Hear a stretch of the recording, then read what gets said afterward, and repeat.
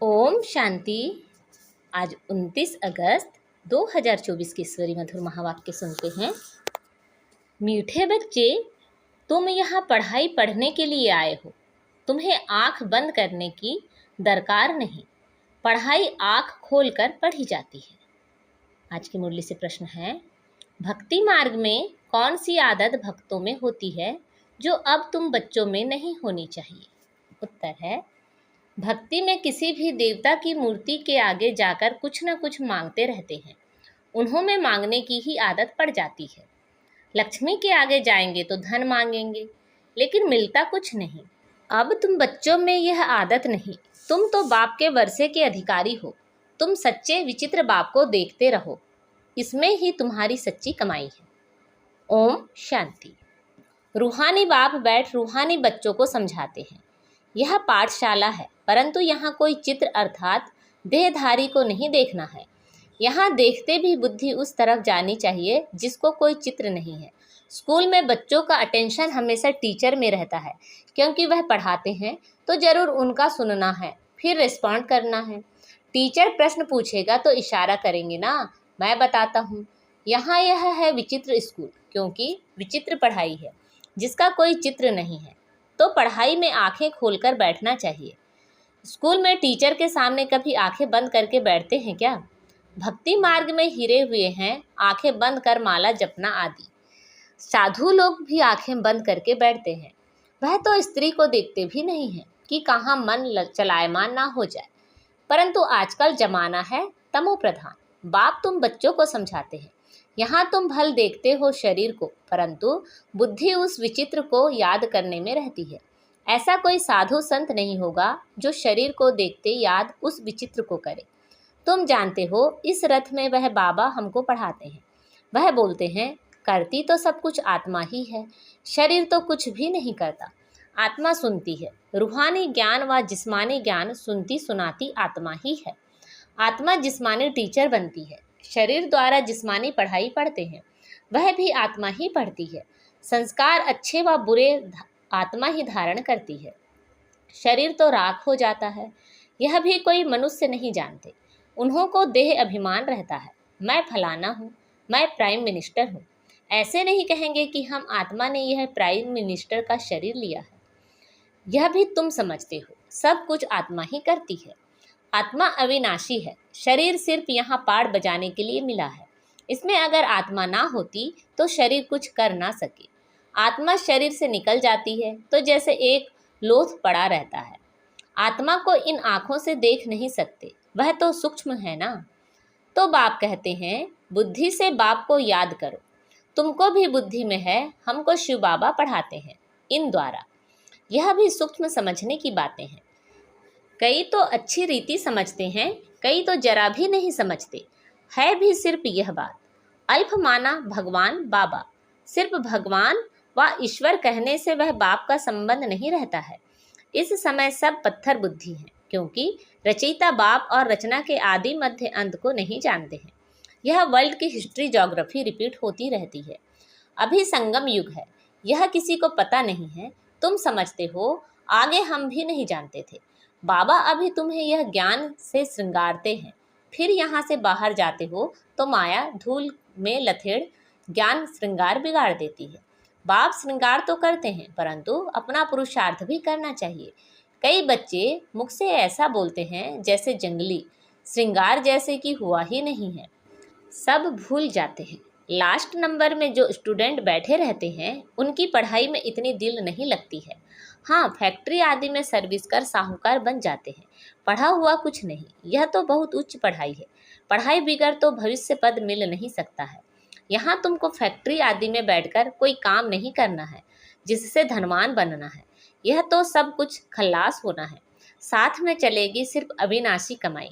तुमको मालूम है, मनुष्य मरते हैं तो खाली हाथ जाते हैं, साथ में कुछ भी नहीं ले जाएंगे। तुम्हारे हाथ भरतू जाएंगे। इसको कहा जाता है सच्ची कमाई। यह सच्ची कमाई तुम्हारी होती है 21 जन्मों के लिए। बेहद का बाप ही सच्ची कमाई कराते हैं। तुम बच्चे देखते हो इस चित्र को, परंतु याद करते हो विचित्र बाप को, क्योंकि तुम भी आत्मा हो तो आत्मा अपने बाप को ही देखती है। उनसे पड़ती है। आत्मा को और परमात्मा को तुम देखते नहीं हो, परंतु बुद्धि से जानते हो। हम आत्मा अविनाशी हैं, यह शरीर विनाशी है। यह बाप भी भल सामने तुम बच्चों को देखते हैं, परंतु बुद्धि में है कि आत्माओं को समझाते हैं। अभी बाप तुम बच्चों को जो सिखलाते हैं वह सच ही सच है, इसमें झूठ की रत्ती नहीं। तुम सचखंड के मालिक बनते हो, यह है झूठ खंड। झूठ खंड है कलयुग, सचखंड है सतयुग। रात दिन का फर्क है। सतयुग में दुख की बात होती नहीं, नाम है ही सुखधाम। उस सुखधाम का मालिक तो बेहद का बाप ही बनाएंगे। उनका कोई चित्र नहीं और सबके चित्र हैं। उनकी आत्मा का नाम फिरता है क्या? उनका नाम है ही शिव और सबको आत्मा ही कहते हैं। बाकी शरीर का नाम पड़ता है। शिवलिंग है निराकार, ज्ञान का सागर, शांति का सागर। यह शिव की महिमा है। वह बाप भी है तो बाप से जरूर वर्षा मिलना है। रचना को रचना से वर्षा नहीं मिलता। वर्षा रचयिता देंगे अपने बच्चों को। अपने बच्चे होते भाई के बच्चों को वर्षा देंगे क्या? यह भी बेहद का बाप अपने बेहद के बच्चों को वर्षा देते हैं। यह पढ़ाई है ना। जैसे पढ़ाई से मनुष्य बैरिस्टर आदि बनते हैं, पढ़ाने वाले से और पढ़ाई से योग रहता है। यह तो पढ़ाने वाला है विचित्र। तुम भी आत्माएं विचित्र हो। बाप कहते हैं मैं आत्माओं को पढ़ाता हूँ। तुम भी समझो हमको बाप पढ़ाते हैं। एक ही बार बाप आकर पढ़ाते हैं। पढ़ती तो आत्मा है ना। दुख सुख आत्मा भोगती है, परंतु शरीर द्वारा। आत्मा निकल जाए तो फिर भल शरीर को कितना भी मारो, जैसे मिट्टी को मारते हो। तो बाप बार बार समझाते हैं, अपने को आत्मा समझ बाप को याद करो। यह तो बाबा जानते हैं, नंबरवार धारणा करते हैं। कोई तो बिल्कुल जैसे बुद्धू हैं, कुछ नहीं समझते। ज्ञान तो बड़ा सहज है, अंधा लूला लंगड़ा भी समझ सकते हैं, क्योंकि यह तो आत्मा को समझाया जाता है ना। आत्मा लूली लंगड़ी नहीं होती, शरीर होता है। बाप कितना अच्छी रीति बैठ समझाते हैं, परंतु भक्ति मार्ग की आदत आंख बंद करके बैठने की पड़ी हुई है, तो यहाँ भी आंखें बंद कर बैठते हैं जैसे मतवाले। बाप कहते हैं आंखें बंद ना करो, सामने देखते हुए भी बुद्धि से बाप को याद करो, तब ही विकर्म विनाश होंगे। कितना सहज है, फिर भी कहते बाबा हम याद नहीं कर सकते हैं। अरे लौकिक बाप जिससे हद का वर्षा मिलता है, उनको तो मरने तक भी याद करते। यह तो सब आत्माओं का बेहद का बाप है, उनको तुम याद नहीं कर सकते हो। जिस बाप को बुलाते भी हैं ओ गॉड फादर गाइड मी, वास्तव में यह कहना भी रॉन्ग है। बाप सिर्फ एक का तो गाइड नहीं है, वह तो बेहद का गाइड है। एक को थोड़े ही लिबरेट करेंगे। बाप कहते हैं मैं सबकी आकर सदगति करता हूँ। मैं आया ही हूँ सबको शांति धाम भेज देने। यहाँ मांगने की दरकार नहीं। बेहद का बाप है ना, वह तो हद में आकर मी मी करते रहते हैं। हे परमात्मा मुझे सुख दो, दुख मिटाओ, हम पापी नीच हैं, आप रहम करो। बाप कहते हैं मैं बेहद की पुरानी सृष्टि को नया बनाने आया हूँ। नई सृष्टि में देवता रहते हैं, मैं हर 5000 वर्ष बाद आता हूँ, जबकि तुम पूरे पतित बन जाते हो। यह है ही आसुरी संप्रदाय। सदगुरु तो एक ही है, सच बोलने वाला। वही बाप भी है, टीचर भी है, सदगुरु भी है। बाप कहते हैं यह माताएं ही स्वर्ग का द्वार खोलने वाली हैं। लिखा हुआ भी है गेटवे टू हेवन, परंतु यह भी मनुष्य समझ थोड़े ही सकते हैं। नर्क में पड़े हैं ना, तब तो बुलाते हैं। अब बाबा तुमको स्वर्ग में जाने का रास्ता बताते हैं। बाप कहते हैं मैं आता ही हूँ पतितों को पावन बनाने और वापिस ले जाने। अब अपने को आत्मा समझ बाप को याद करो तो तुम्हारे पाप कट जाएंगे। सबको एक ही बात सुनाओ कि बाप कहते हैं माया जीत जगत जीत बनो। मैं तुम सबको जगत का मालिक बनाने का रास्ता बताता हूँ। फिर लक्ष्मी की दीपमाला पर पूजा करते हैं, उनसे धन मांगते हैं। ऐसे नहीं कहते हेल्थ अच्छी करो, आयु बड़ी करो। तुम तो बाप से वर्षा लेते हो, आयु कितनी बड़ी हो जाती है। अभी हेल्थ वेल्थ हैप्पीनेस सब दे देते हैं। वह तो लक्ष्मी से सिर्फ डिग्रियां मांगते हैं, वह भी मिलती थोड़ी ही है। यह एक आदत पड़ गई है, देवताओं के आगे जाकर जाएंगे भीख मांगने। यहाँ तो तुमको बाप से कुछ भी मांगने नहीं है। तुमको तो बाप कहते हैं माँ में कम याद करने से मालिक बन जाएंगे और सृष्टि चक्र को जानने से चक्रवर्ती राजा बन जाएंगे। देवी गुण की धारणा करने हैं, इसमें कुछ बोलने की दरकार नहीं रहती, जबकि बाप से स्वर्ग का वर्षा मिलता है। अभी तुम इनकी पूजा करेंगे क्या? तुम जानते हो हम खुद ही यह बनते हैं, फिर इन 5 तत्वों की क्या पूजा करेंगे? हमको विश्व की बादशाही मिलती है तो यह क्या करेंगे? अभी तुम मंदिर आदि में नहीं जाएंगे। बाप कहते हैं यह सब भक्ति मार्ग की सामग्री है। ज्ञान में तो है एक अक्षर, मामेकम याद करो। बस याद से तुम्हारे पाप कट जाएंगे, सतो प्रधान बन जाएंगे। तुम ही सर्वगुण संपन्न थे, फिर बनना पड़े, यह भी समझते नहीं। पत्थर बुद्धियों से बाप को कितना माथा मारना पड़ता है, यह निश्चय होना चाहिए। यह बातें कोई भी साधु संत आदि बता ना सके, सिवाय एक बाप के। यह कोई ईश्वर थोड़े ही है, यह तो बहुत जन्मों के अंत में है। मैं प्रवेश ही उसमें करता हूँ जिसने पूरे 84 जन्म लिए हैं। गावड़े का छोरा था, फिर श्याम सुंदर बनते हैं। यह तो पूरा गावड़े का छोरा था, फिर जब कुछ साधारण बना तो बाबा ने प्रवेश किया, क्योंकि इतनी भट्टी बननी थी। इन्हों को सिखलाएगा कौन? तो जरूर साधारण भी चाहिए ना।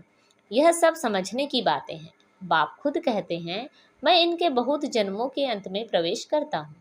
जो सबसे पतित बना है, फिर पावन भी वही बनेंगे।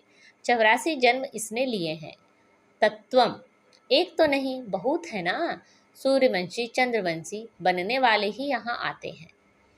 नंबरवार पुरुषार्थ अनुसार बाप ठहर नहीं सकेंगे। देरी से आने वाले ज्ञान भी थोड़ा सुनेंगे, फिर देरी से ही आएंगे। अच्छा, मीठे मीठे से खिलते बच्चों प्रति माता पिता बाप दादा का याद प्यार और गुड मॉर्निंग। रूहानी बाप की रूहानी बच्चों को नमस्ते। हम सब रूहानी बच्चों की रूहानी माता पिता बाप दादा को याद प्यार गुड मॉर्निंग और नमस्ते।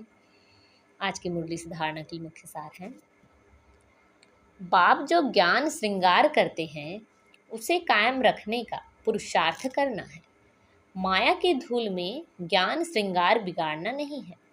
पढ़ाई अच्छी रीति पढ़कर अविनाशी कमाई करनी है। इस चित्र अर्थात देहधारी को सामने देखते हुए बुद्धि से विचित्र बाप को याद करना है। आंखें बंद कर बैठने की आदत नहीं डालनी है।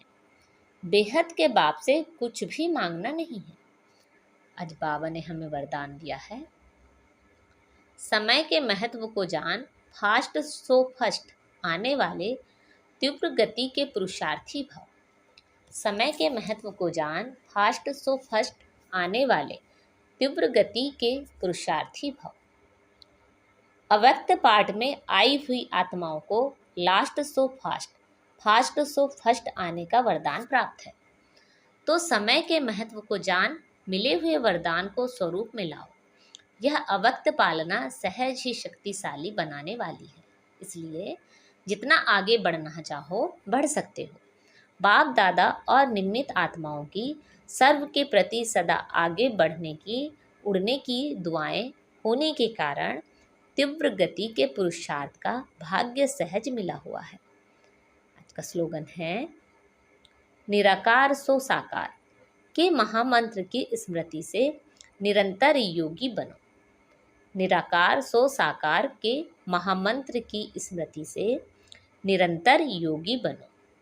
अच्छा, ओम शांति।